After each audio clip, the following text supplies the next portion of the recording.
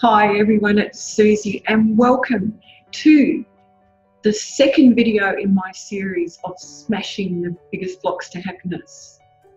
And today, the one that we're going to focus on is procrastination. Now, I can probably hear a big groan in the audience there because this is a huge one. This one is right up there. In my work as a therapist and coach, I find that so many women struggle with this. And I've done a lot of research into procrastination because of it. And it can be crippling. It can really be crippling. And I so want to help you get past this and smash this block because it is so freeing. So in my research about procrastination, I actually uncovered that there are two different types of procrastination. There is a productive procrastination. And when I say productive procrastination, this usually applies to, I'll give you an example. Say you are doing something creative, artistic, you're waiting for an idea to flow, maybe writing or in your work in some way. And you just can't get that idea to drop in. So sometimes, it's good to go and clear your head or do something different instead of just trying to focus and push it through because it just won't happen. So that's what we call productive procrastination. And then there's the other type of procrastination, and that is the destructive procrastination. So what do I mean by that? Well, destructive procrastination is when you put something off that you know you need to do, that's going to have consequences if you don't. And it's going to come back and hurt you in some way. The thing I really want to stress is this type of procrastination is not because people are lazy. It's absolutely got nothing to do with that. It's a lot to do with anxiety, and not necessarily anxiety about the thing that you're putting off, but it could be something else that's causing you anxiety in your life. So let me give you an example. You've got a work deadline to do. You know you have to do it, but you just can't face it. But it could be that the anxiety in your life is to do with your relationship. It could be money issues. It could be anything. Your kids, something going on with them. So instead of facing the thing that you know that you need to do, you go and watch cat videos on YouTube or, troll through Facebook or anything you can to avoid doing that thing. And when you do that, it's like an instant quick fix of anxiety because it's taking your mind off the thing that you know you need to finish, and it's giving you a little buzz of adrenaline to ease that anxiety which is caused by the underlying issue. So I really want to stress that it's not about laziness, because it's not fair to target just to whitewash it with that label. Often it's got nothing to do with it.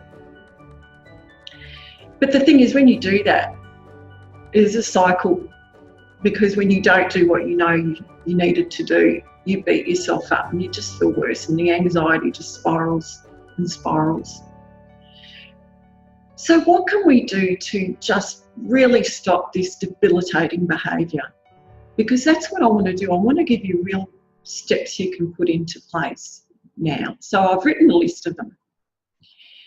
Number one, the most important thing, forgive yourself. Please be kind to yourself. Criticising yourself, beating yourself up is just going to make you feel worse. It's just this catch-22. So just be kind to yourself. It's so important. Secondly, a really good thing to do is to put yourself in the future and see this thing is already completed and how you would feel when it is completed. It's just like you're tricking the mind to give yourself that feeling of the satisfaction that you're going to feel when you have completed that task.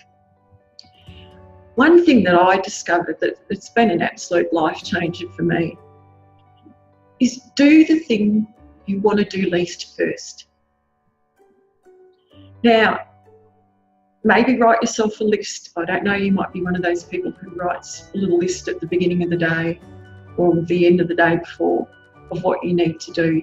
Put the thing you want to do least at the top of the list. I tell you, when you do this, whether it's phoning that relative you don't want to speak to, whether it's ringing up and debt collecting or whatever it is that you need to do, when you do that thing first, the rest of the day just feels so much better, because then you can do the things that bring you joy.